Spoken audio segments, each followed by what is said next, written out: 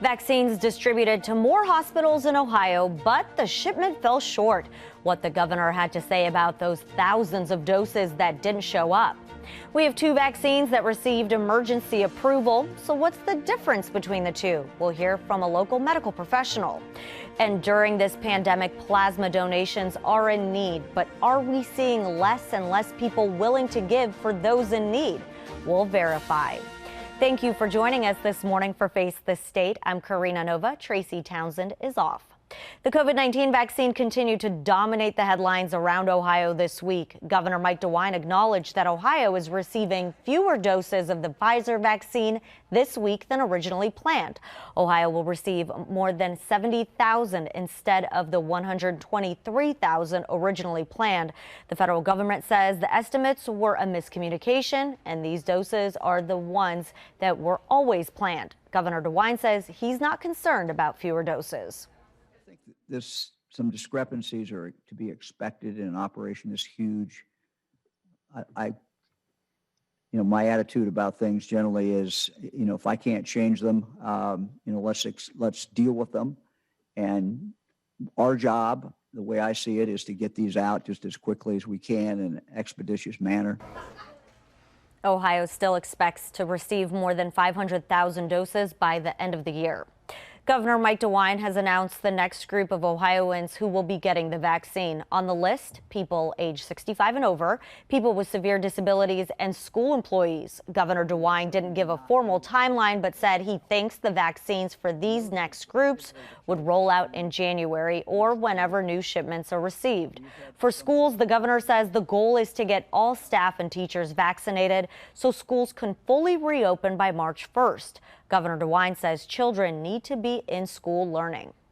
We must be able to get them back in school. Now, of course, that CDC has not provided this vaccine can go to anyone 16 or under. But the goal is to get these kids back in school. These children are obviously our future. These children are Ohio's future. We must invest in our future. We must invest in our children. The governor says some children are doing well remotely, but not being in the classroom is taking a toll on others. The Ohio State University Wexner Medical Center received its first shipment of the Moderna COVID-19 vaccine this week and held a vaccination session on Tuesday for healthcare workers. Just so excited. I feel really privileged right now to be able to get the vaccine. I know that there are a lot of people who are waiting for it. I have some friends who are COVID nurses who have been through a lot through this, and I'm honestly I'm really excited and feel really, really lucky. Ohio Health and Mount Carmel received their first shipment on Monday. With two authorized vaccines, Moderna and Pfizer, both being used in Ohio, many of you have asked us, what's the difference? 10 TV's Angela Reichert breaks it all down for you. Yeah, so there are some similarities here and some differences, but is one vaccine better than the other? Let's take a look. The first thing we have to talk about is how these vaccines work. Traditional vaccines, like the flu shot, they put a weakened or inactivated germ into our bodies. But mRNA vaccines are different. They actually teach our cells how to make a protein, or even a piece of protein, that then triggers an immune response. Our body makes antibodies, and we're protected. Now that's out of the way, you should know both Pfizer and Moderna's vaccines are mRNA vaccines, and their effectiveness is about the same. Pfizer is at 95%, Moderna is close to that, around 94%. So how many doses will you need? The answer is 2 for both, but the time between those doses is different. For the Pfizer shot, your booster is going to come 21 days after the first dose. Moderna's follows after 28 days. The biggest difference between these two is how they're stored. You see, Pfizer's vaccine has to be really cold, like colder than winter in Antarctica. Moderna's also needs to be frozen, but think of a temperature closer to your freezer at home. So which vaccine should you get? Well, Pfizer's is for people 16 and up. Moderna's is 18 and up. But is one better or even safer than the other? After the FDA does the authorization, the CDC does the final recommendations. And at this point in time, one COVID-19 vaccine is not recommended over the other. You know, when 2021 gets here, there's still a lot that we have to learn.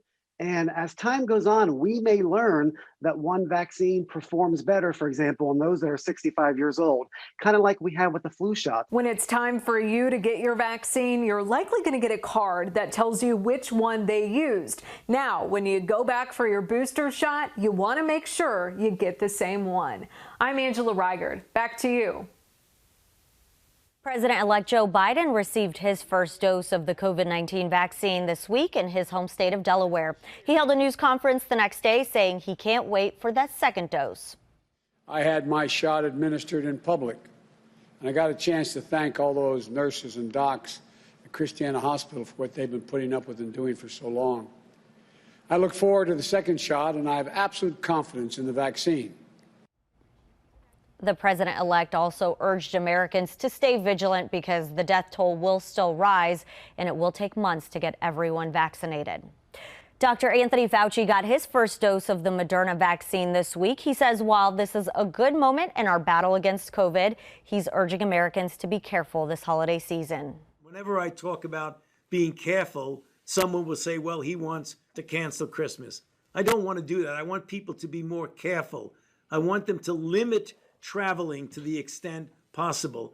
And when you congregate, try to do it with a limited number of people.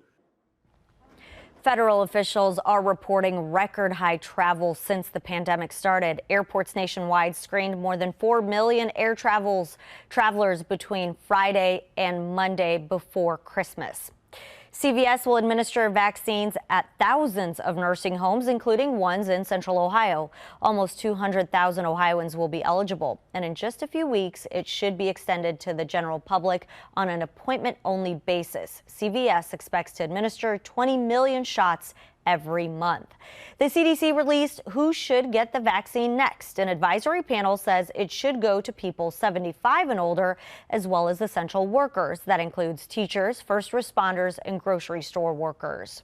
10 TV is dedicated to keeping you up to date with all things related to the COVID-19 vaccine. We put together a tracking team that will track the vaccine as it becomes more available, and we will report any issues that pop up. Millions of Americans and hundreds of thousands of Ohioans remain unemployed as the pandemic continues. More than 31,000 Ohioans filed new jobless claims in the latest data from the Ohio Department of Job and Family Services. Another 274,000 filed continued jobless claims. Nationwide, 5 million people are seeking continued unemployment benefits. I am asking Congress to amend this bill and increase the ridiculously low $600 to $2,000 or $4,000 for a couple. The president is calling for bigger checks for the American people in the next stimulus bill. After remaining silent on what the legislation should include, the president spoke out saying $600 is not enough. The president also cited there was too much money going toward foreign aid. How this relief bill gets passed is a little confusing. Representative Alexandria Ocasio-Cortez took to Twitter to explain the process. She says there are 3 major components: the rule, the omnibus, and finally, the COVID relief. The rule vote cleared the way for the bill to be brought to a vote so soon after text of legislation dropped. The omnibus is the deal centered on tying COVID relief to funding the government. And then we have the third vote, which actually has the COVID relief with a few other measures tacked on. While Americans are in need of money, health experts say they are in need of plasma. Jason Puckett from our Verify team explains this. We're talking about plasma donations today. Now, there have been a lot of convalescent plasma donations this year, which is COVID-recovered patients donating their plasma to be used as treatment for COVID-19. but the push for convalescent plasma may have actually drawn the focus away from other plasma donations. Our Verify question today: are regular plasma donations down this year? To find out, we spoke with Amy Afontis, the president and CEO of the Plasma Protein Therapeutics Association, or PPTA. So according to the PPTA, yes, regular plasma donations are down this year and the supply is critical. This is really unprecedented in facing a critical issue with raw material. And that raw material is human plasma. Afontis explained that convalescent plasma is used to treat COVID patients, but regular or source plasma donations are used for dozens of other conditions, like immune deficiencies, bleeding disorders, and some neurological conditions. So one patient relies on 130 donations a year if you have primary immune deficiency. If you have alpha-1 antitrypsin deficiency, and you rely on a plasma-derived therapy, you need 900 donations a year. So you can see these are very resource-intense therapies, relying on one plasma donation at a time. According to Afontis, the supply of plasma is also suffering because it takes 7 to 12 months to process donations and turn them into therapies. You can imagine in the patient community the anxiety they're feeling, recognizing that there's been declines in plasma donation and that there is this 7 to 12 month lag. So there is a concern about the ability to meet patient clinical need. So bottom line, yes, regular or source plasma donations are down so far this year. That's verified. The solution? More donations. Plasma centers are up and running, and they urge you to consider donating if you're able. You can find more resources for how to donate plasma on our website or at donatingplasma.org. With your Verify, I'm Jason Puckett. Well, the big question at the State House, will the governor sign the Stand Your Ground bill? We'll take a look at what lawmakers are saying about this legislation. Striking down House Bill 6 doesn't mean a bigger electric bill, the ruling from a county judge, and what the governor wants to see fixed. Welcome back. The big question at the State House this week, will Governor Mike DeWine sign or veto a controversial bill known as the Stand Your Ground bill? The bill would eliminate the duty to retreat before shooting in self-defense. 10 TV's Kevin Landers has reaction from lawmakers. Giving Ohioans the right to use lethal force in an act of self-defense without having to first retreat now rests in the hands of Governor Mike DeWine. I don't know what the governor will do. I hope he vetoes it. I do think that standing your ground and that approach and attitude towards self-defense nets out in greater security for everybody. If passed, it makes Ohio the 36th state to no longer require people to retreat before they can justifiably hurt or kill someone with a gun in self-defense. We ended up with so many versions of Stand Your Ground, it got very confusing. Well, if it's confusing to us, what's it to the person sitting at home? Under existing Ohio law, people are justified in using deadly force in self-defense so long as they aren't the aggressor and are in their home or vehicle. The amendment would remove the home or vehicle requirement and instead state that the defendant need only be in a place where they lawfully have the right to be. Some believe the bill was pushed through during last-minute votes without proper vetting. You know, this late hour votes at midnight when members in both caucuses are home sick, recuperating from COVID. I mean, that's cooking the books. I was very disappointed by that. Proponents of the measure say it gives law-abiding citizens the right to protect themselves. Others have sharply criticized the bill, saying it would result in more violence and death, particularly against minorities. The concern I have about that bill is the facts are very clear on how it disproportionately affects communities of color. That was terrible. That was Kevin Landers reporting, and 10 TV has reached out to the governor's office about his decision, and we have not heard back. DeWine is pushing for other gun legislation that includes improved background checks, toughen laws on people who've lost the legal right to have guns, and expand the power of courts to temporarily seize guns from people in mental health crisis. Ohio lawmakers just fell short on a threat to override a veto from Governor Mike DeWine. Republican lawmakers wrapped up the two-year session last week. The bill DeWine vetoed would limit the health department's ability to fight the pandemic. It would rescind the department's ability to give orders to prevent the spread of contagious diseases. DeWine said the bill would hamstring the state from responding quickly to situations that might require a quarantine, such as a bioterrorism attack. The measure was one of several that Republican lawmakers passed this year, trying to limit the governor's coronavirus protection efforts. Your electric bills will not start increasing next month because of House Bill 6. Officials say a Franklin County judge granted a preliminary injunction to stop House Bill 6 from collecting fees next month. Lawsuits were filed to strike down House Bill 6 as unconstitutional after its role in a federal bribery scheme. This week, Governor Mike DeWine addressed what he would like to see the legislature do to fix this bill. I've made it clear that my preference is a total repeal and a replace, because I think that when we looked behind the curtain and saw what was how this bill became law, it looked unseemly, and it was unseemly, and it just really kind of stinks up the whole room. In a statement, Ohio Attorney General Dave Yost responded to the ruling, saying that it proves the powerful can be held accountable and that corruption will be rooted out.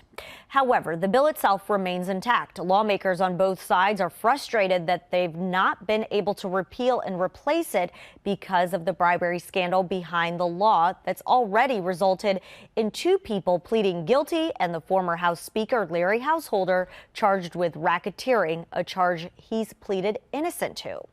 Governor DeWine signed several bills into law this week. He signed 3 Senate bills and 3 House bills. One creates new school safety policy provisions. Another creates the Rare Disease Advisory Council. Drug overdoses are a big problem in Central Ohio, but there is hope.